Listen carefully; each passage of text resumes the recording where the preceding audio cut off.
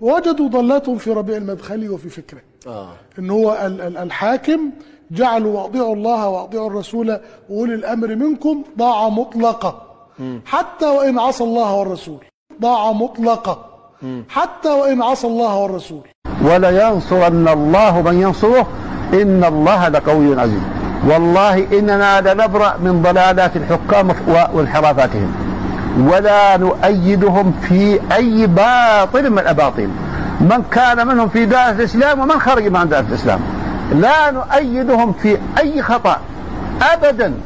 وان الكذابين ينسبون الى اهل السنة والجماعة انهم يقولون بوجوب السمع والطاعة لولي الامر مطلقا، وهؤلاء والله كذابون مرجفون يريدون تشويه أهل السنة والجماعة. يزعمون في بعض البلدان أن أهل السنة والجماعة يوجبون السمع والطاعة لولي الأمر حتى في معصية الله، ووالله ما قال هذا أحد من أهل السنة لا قديما ولا حديثا، والله ما قال أحد من أهل السنة هذا.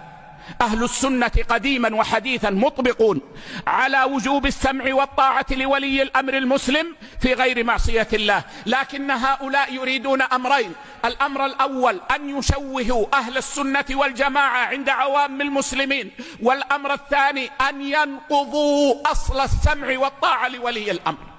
وتعاملهم مع الشعوب مع الدول والحكومات تعامل خبيث. إذا كنت إخوانيا فلا بد أن تكون كذابا. الإخواني كذاب، أقولها بحق وحقيقة، وقد عشت ورأيت منهم الشيء الكثير. كذبة يمارسون كالرافضة التقية، يجيدون الخداع والكذب والغش على أنه ذكاء ودهاء ومكر وكيد، ولكن ويمكرون يمكر الله والله خير الماكرين.